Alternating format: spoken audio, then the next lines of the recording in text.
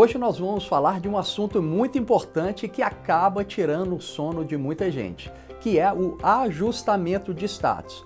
Mas o que seria isso?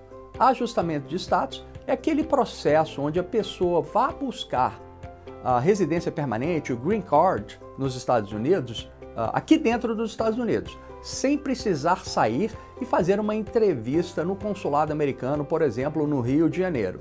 Agora, este processo de ajustamento de status tem regras específicas que, se não forem observadas, a pessoa vai ter o processo dela negado.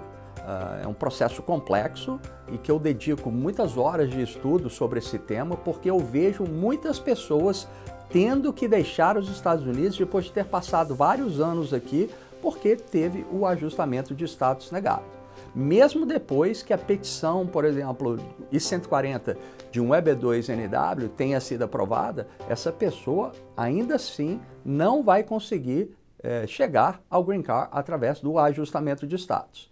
E isso tem acontecido com uma frequência enorme, porque muitas pessoas, principalmente antes de dezembro de 2022, vieram para os Estados Unidos com o status de turista, deram entrada nas petições I-140 do EB2NW, de um EB3, de um EB1, via ajustamento de status, não tiveram um outro status de não imigrante mais longo, mais duradouro, e tiveram suas petições I-140 negadas e reaplicaram novamente sem ter mais um status imigratório para ampará-lo, simplesmente achando que o Combo Card, que é aquela autorização de trabalho, mais autorização de viagem, fosse protegê-las numa eventual reaplicação depois de uma negativa.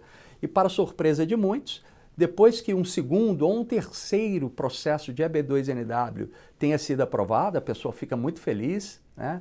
Não é para menos, porque é difícil aprovar um I-140, por exemplo, de um EB2NW, teve a reaplicação aprovada e aí descobre que não vai mais poder ajustar o status e talvez já esteja computando o tempo de presença ilegal nos Estados Unidos. Então, muito cuidado com isso. Eu vou explicar, em linhas gerais, como funciona esse ajustamento de status. Se a pessoa vem para os Estados Unidos com o status de não imigrante, por exemplo, de turista, ela vai ter uma permanência autorizada de até 180 dias. Né? Isso aí a gente já sabe, 6 meses, uma estadia para quem vem como turista para os Estados Unidos. Quando a pessoa dá entrada numa petição I-140 junto com o ajustamento de status, mesmo depois que esse status de turista termine, essa pessoa não está tecnicamente computando o tempo de presença legal nos Estados Unidos. Ela está no chamado período de permanência autorizada pelo secretário do Departamento de Segurança Nacional. Mas isso não coloca a pessoa no status imigratório válido novamente. Ela se encontra num limbo imigratório onde, mesmo não tendo um status válido, ela não está computando o tempo de presença legal. Se esse processo, essa primeira petição for aprovada, ótimo, essa pessoa vai poder fazer o ajustamento de status, considerando que ela não tenha nenhum outro impedimento. O problema acontece que várias pessoas, assim, centenas, talvez milhares, tiveram essa primeira petição I-140 negada, permaneceram nos Estados Unidos, reaplicaram uma nova I-140 de um EB2NW e tiveram uma aprovação nessa segunda tentativa. Porém, no momento em que essa segunda tentativa foi protocolada, essa pessoa já não tinha mais um status de não imigrante válido embaixo dela, porque aquele status de turista inicial já se expirou. Então, quando essa pessoa protocolou a segunda petição I-140, ela já estava sem um status imigratório válido nos Estados Unidos por mais de 180 dias. Então ela não vai ter a proteção de uma seção importantíssima da lei, que é a 245K.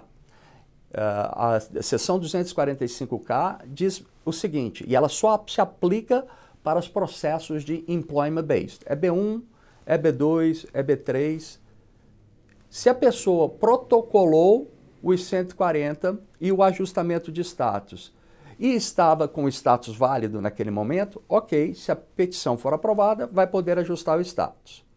Se a pessoa protocolou a petição I-140 e o ajuste de status e já estava fora de status, mas não mais do que 180 dias fora de status, essa pessoa também vai poder ajustar o status caso a petição I-140 seja aprovada.